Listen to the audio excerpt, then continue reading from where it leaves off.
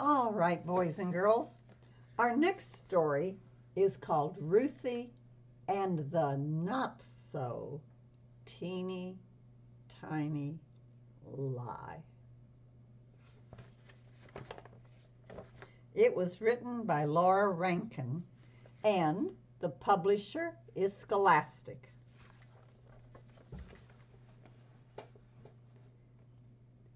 Ruthie loved tiny things. The tinier, the better. Her toys were the teeniest imaginable. She had dinky dinosaurs, itty-bitty trains, ponies no bigger than your pinky, and teddy bears that were barely there.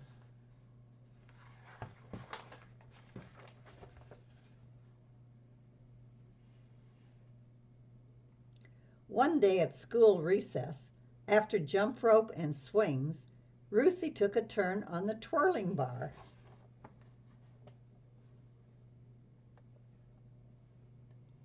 When she landed, she saw something in the grass. It was a little box with a teensy window and an even tinier button on top. She couldn't believe her luck. It was a teeny tiny camera.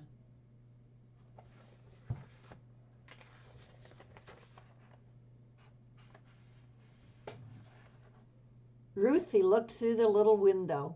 Then she pressed the button on top to take a picture. Click. Just like a real camera. This was absolutely the best thing Ruthie had ever found, and it was hers. Click, click. She tried it out every which way. Say cheese, clouds. Click. Say cheese, little bug. Click. Say cheese, school. Click. Say cheese, Martin. Click. But Martin didn't say cheese. Martin said, "Hey, that's my camera."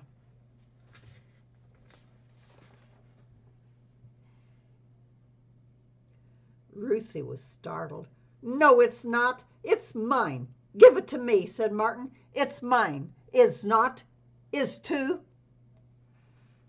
"No, it's not," shouted Ruthie, and she raced back to class.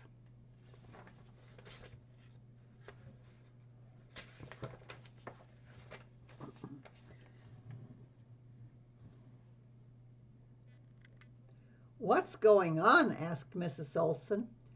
"Ruthie's got my camera," cried Martin. "I got it for my birthday, and I dropped it on the playground." But Ruthie wanted that teeny tiny camera in the worst way. "It's mine," she yelled, "and I got it for my birthday." Well, that wasn't true at all. Not one teeny tiny bit.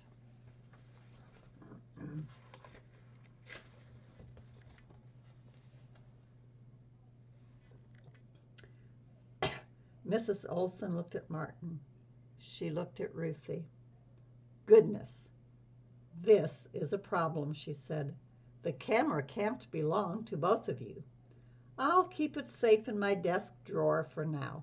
Let's talk about it again tomorrow."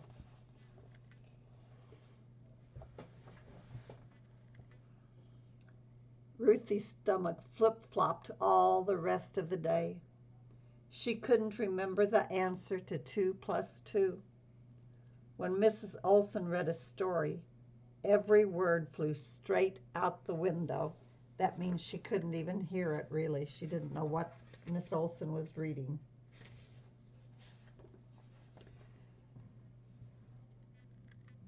The bus ride home took forever. "Hi, Ruthie," said Mama. "How was school?" "Okay," mumbled Ruthie. Dinner was macaroni and cheese, Ruthie's favorite dish, but she couldn't eat, not one little bit. "Aren't you feeling well?" asked Papa. "I'm not hungry," she said. At bedtime, Ruthie was close to tears.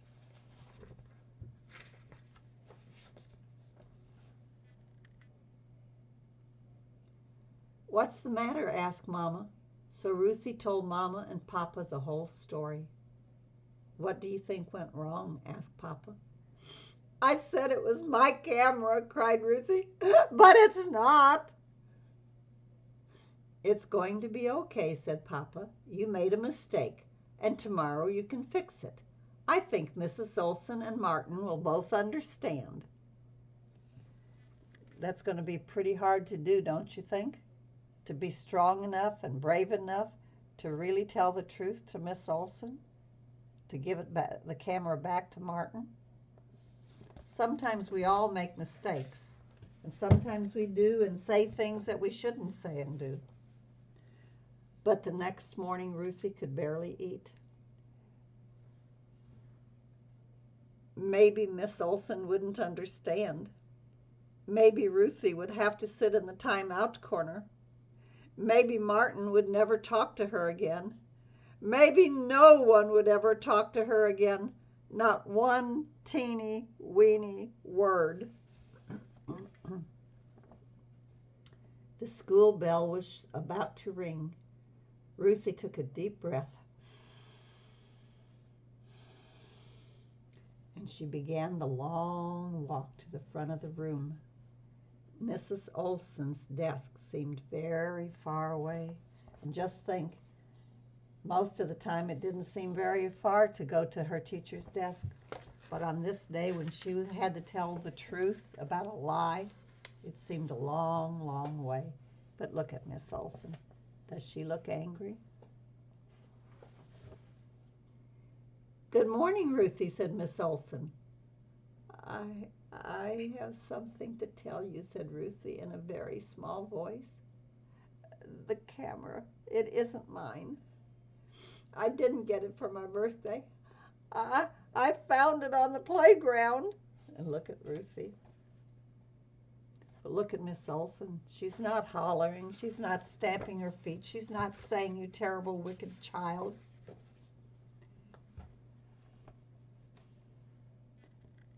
Miss Olson didn't make her sit in the timeout corner.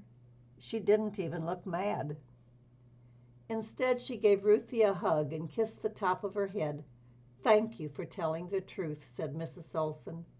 "That took a lot of courage." "I'm very sorry, Martin," said Ruthie. "It's okay," said Martin. So even Martin forgave her, didn't he? All at once, Ruthie's stomach stopped flip-flopping. She even skipped a little on the way back to her desk. She got the right answer to 3 + 7 in math.